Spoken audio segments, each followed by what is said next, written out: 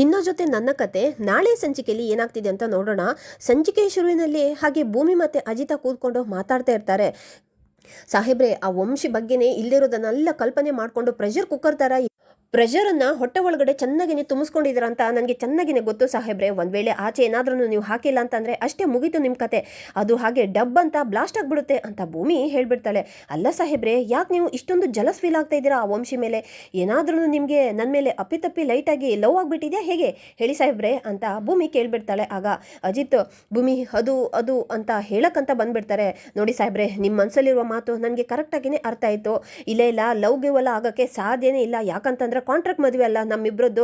ನಾವಿಬ್ರು ಒಂದಲ್ಲ ಒಂದಿನ ಈ ಕಾಂಟ್ರಾಕ್ಟ್ ಮುಗಿದ ಮೇಲೆ ದೂರ ಆಗಲೇಬೇಕು ಅಂತ ಹೇಳಕ್ ಬರ್ತಿದ್ದೀರಾ ಅಲ್ವಾ ಸಾಹೇಬ್ರೆ ಅಂತ ಭೂಮಿ ಹೇಳಿದ ತಕ್ಷಣ ಅಜಿತ್ ಮಾತ್ರ ತುಂಬಾನೇ ಕೋಪ ಮಾಡ್ಕೊಂಡು ಇವಳಜ್ಜಿ ಮನಸ್ಸಲ್ಲಿರುವ ಮಾತನ್ನೆಲ್ಲ ಹೇಳ್ಕೊಳ್ಳೋಣ, ಒಳ್ಳೆ ಅಪಾರ್ಚುನಿಟಿ ಸಿಕ್ತು ಅಂತ ಅನ್ಕೊಂಡಿದ್ರೆ, ಆದರೆ ಇವಳು ಮಾತ್ರ ಎಲ್ಲದನ್ನು ಹಾಳು ಮಾಡಿಬಿಡ್ತಾಳೆ.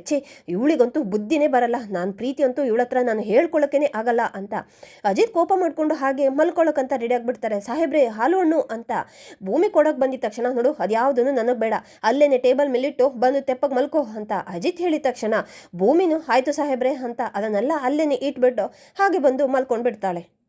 ಆದರೆ ಮಧ್ಯರಾತ್ರಿ ಆಗ್ತಿದ್ದಂಗೆ ಅಜಿತ್ಗೆ ಮಾತ್ರ ತುಂಬಾ ಹೊಟ್ಟೆ ಹಸುವಾಗ್ಬಿಡುತ್ತೆ. ಹಾಗೆ ಇದೇನಿದು ನಿದ್ದೆನೇ ಬರ್ತಾ ಇಲ್ಲಲ್ಲ, ಹೊಟ್ಟೆ ಹಾಕೋ ತುಂಬಾ ಹಸುವಾಗ್ತಾ ಇದೆ. ಆವಾಗೇನೋ ಸ್ಟೈಲ್ ಆಗಿಬಿಟ್ಟು ಊಟ ಬೇಡ ಹಸುವಿಲ್ಲ ಅಂತ ಎದ್ದೋಗ್ಬಿಟ್ಟೆ. ಆದರೆ ಇವಾಗ ನೋಡಿದರೆ ಹಸುನ ತಡ್ಕೊಳ್ಳೋಕೆ ಆಗ್ತಾ ಇಲ್ಲ, ಏನು ಮಾಡಲಿ ಅಂತ ಹಾಗೆ ನಿದ್ದೆಯಿಂದ ಎದ್ದು ಕೂತ್ಕೊಂಡು ಬಿಡ್ತಾರೆ ಅಜಿತ್. ಆಗ ಭೂಮಿನೂ ಎಚ್ಚರ ಆಗ್ಬಿಡ್ತಾಳೆ. ಏನು ಸಾಹೇಬ್ರೆ, ಹೊಟ್ಟೆ ಹಸುವಾಗ್ತಾ ಇದೆಯಾ? ನನಗೆ ಗೊತ್ತು ಸಾಹೇಬ್ರೆ, ನಿಮಗೆ ಹಸು ಆದಿದ್ರೆ ಅದನ್ನ ತಡ್ಕೊಳಕ್ಕಾಗಲ್ಲ ಅಂತ ನನಗೆ ಚೆನ್ನಾಗೇ ಗೊತ್ತು. ಬನ್ನಿ ಸಾಹೇಬ್ರೆ, ಊಟ ಬಡಿಸ್ತೀನಿ ನಿಮಗೆ ಅಂತ ನಾನು ಊಟನ ತೆಗೆದಿಟ್ಟಿದ್ದೀನಿ ಅಂತ ಭೂಮಿ ಹೇಳಿ ತಕ್ಷಣ ಅಜಿತ್ ಮಾತ್ರ, ಏನ್ ಭೂಮಿ ಏನ್ ಹೇಳ್ತಿದ್ಯಾ? ಊಟನ ತೆಗ್ದಿಟ್ಟಿದ್ಯಾ? ಸರಿ, ಹಾಗಾದ್ರೆ ಬಾ ಬಡ್ಸು, ನನಗಂತೂ ತುಂಬಾನೇ ಹೊಟ್ಟೆ ಹಸುವಾಗ್ತಾ ಇದೆ ಅಂತ ಅಜಿತ್ ಹೇಳಿದ ತಕ್ಷಣ ಮತ್ತೆ ಅವಾಗ್ಲೇ ಏನೋ ವಂಶಿ ಮೇಲೇನೆ ಕೋಪ ಮಾಡ್ಕೊಂಡು ಊಟ ಬೇಡ ಅಂತ ಹಾಗೆ ಸ್ಟೈಲ್ ಮಾಡ್ತಾ ಇದ್ರಿ, ಇವಾಗ್ಲಾದ್ರೂ ಗೊತ್ತಾಯ್ತಾ? ಊಟ ಬಿಟ್ಟದಿದ್ರೆ ಅದ್ರ ಮಧ್ಯರಾತ್ರಿಗೆ ಅದ್ರ ಪರಿಣಾಮ ಏನಾಗುತ್ತೆ ಅಂತ. ಆಯ್ತಾಯ್ತು ಬನ್ನಿ ಅಂತ ಅಜಿತನ್ನ ಕರ್ಕೊಂಡು ಹೋಗಿ ಭೂಮಿ ಊಟ ಬಡಿಸ್ತಾ ಇರ್ತಾಳೆ. ಆಗ ಅಲ್ಲಿಗೆನೆ ನಚ್ಚಿ ಬಂದ್ಬಿಡ್ತಾರೆ. ಊಟ ಮಾಡ್ತಿದ್ದೀರಾ?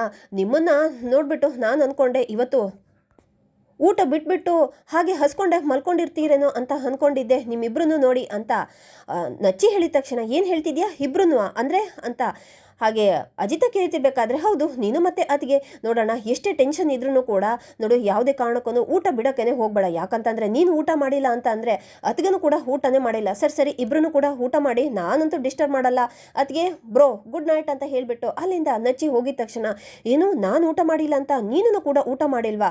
ನಿಜ ಹೇಳು, ನೀನು ಯಾಕೆ ಊಟ ಮಾಡಿಲ್ಲ ಅಂತ ಅಜಿತ್ ಕೋಪ ಮಾಡಿಕೊಂಡು ಭೂಮಿನ ಗುರಾಯಿಸ್ಕೊಂಡು ಕೇಳ್ತಿರ್ಬೇಕಾದ್ರೆ, ಏನು ಸಾಹೇಬ್ರೆ, ಗೊತ್ತಿರೋದನ್ನ ಮತ್ತೆ ಮತ್ತೆ ನನ್ನ ಹತ್ರನೇ ಕೇಳ್ತಿದ್ದೀರಲ್ಲ ಸಾಹೇಬ್ರೆ, ನೀವು ನನಗೆ ಫಸ್ಟ್ ಕೈ ತುತ್ತು ಕೊಟ್ಟಿಲ್ಲ ಅಂತಂದರೆ ನಾನು ಊಟ ಮಾಡಲ್ಲ ಅಂತ ನಿಮಗೆ ಚೆನ್ನಾಗಿನೇ ಗೊತ್ತು ತಾನೇ ಅಂತ ಭೂಮಿ ಹೇಳಿದ ತಕ್ಷಣ ಅಜಿತ್ ಮಾತ್ರ ತುಂಬಾನೇ ಶಾಕ್ ಆಗಿಬಿಟ್ಟು, ಏನು ಹೇಳ್ತಿದ್ಯಾ? ನಾನು ಕೈ ತುತ್ತು ಕೊಟ್ಟಿಲ್ಲ ಅನ್ನೋ ಒಂದು ಕಾರಣಕ್ಕೋಸ್ಕರ ನೀನು ಊಟ ಮಾಡದೆ ಹಾಗೇನೆ ನನ್ನ ಪಕ್ಕದಲ್ಲೇ ಹಸ್ಕೊಂಡು ಬಂದು ಮಲ್ಕೊಂಡಿದ್ಯಾ? ಇದ್ಯಾವ ನ್ಯಾಯ? ಈವಾಗಲಾದ್ರೂ ಕೂಡ ನಾನು ಊಟ ಮಾಡಿಲ್ಲ ಅಂತ ನೀನು ನನ್ನ ಹತ್ರ ಹೇಳ್ಬೋದಿತ್ತಲ್ವಾ ಅಂತ ಅಜಿತ್ ಕೋಪ ಮಾಡ್ಕೊಂಡು ಹೇಳ್ತಿರ್ಬೇಕಾದ್ರೆ, ಅದು ಹೆಂಗೆ ಸಾಹೇಬ್ರೆ ಹೇಳೋಕ್ಕಾಗುತ್ತೆ? ನೋಡಿ, ನೀವು ನನಗೆ ಫಸ್ಟ್ ಕೈ ತುತ್ತು ಕೊಡ್ತೀರಾ ಅಂತ ನಾನು ಕಾಯ್ಕೊಂಡಿದ್ದೆ ಅಂತ ಭೂಮಿ ಹೇಳಿದ ತಕ್ಷಣ, ಐ ಆಮ್ ಸಾರಿ ಭೂಮಿ ಅಂತ ಹೇಳಿಬಿಟ್ಟು ಅಜಿತ್ ಹಾಗೆ ಫಸ್ಟ್ ಕೈ ತುತ್ತನ್ನು ಭೂಮಿಗೆ ತಿನ್ನಿಸ್ಬಿಡ್ತಾರೆ. ಅಂದಾಗೆ ನನ್ನ ಈ ಕೈ ತುತ್ತನ್ನ ಅಭ್ಯಾಸ ಮಾಡ್ಕೊಂಡು ಬಿಟ್ಟಿದ್ದಲ್ಲ, ಈ ಕಾಂಟ್ರಾಕ್ಟ್ ಮದುವೆ ಮುಗ್ದಾದ್ಮೇಲೆ ನೀನು ನನ್ನ ಬಿಟ್ಟು ಹೋಗ್ಲೇಬೇಕು ತಾನೆ, ಅವಾಗ ಏನು ಮಾಡ್ತೀಯಾ? ಕೈ ತುತ್ತು ನಾನು ಬಂದು ನಿನಗೆ ಡೈಲಿ ಕೊಡೋಕ್ಕಾಗುತ್ತಾ ಅಂತ ಅಜಿತ್ ಅವರು ಕೇಳ್ತಾ ಇರ್ಬೇಕಾದ್ರೆ, ಸಾಹೇಬ್ರೆ ನಾಳೆ ಬಗ್ಗೆ ಎಲ್ಲ ನಾವು ಯಾಕೆ ಯೋಚನೆ ಮಾಡಬೇಕು ಸಾಹೇಬ್ರೆ? ನಾವು ಇವತ್ತಿನ ಬಗ್ಗೆ, ಈ ಕ್ಷಣದ ಬಗ್ಗೆ ಮಾತ್ರ ಯೋಚನೆ ಮಾಡಬೇಕು.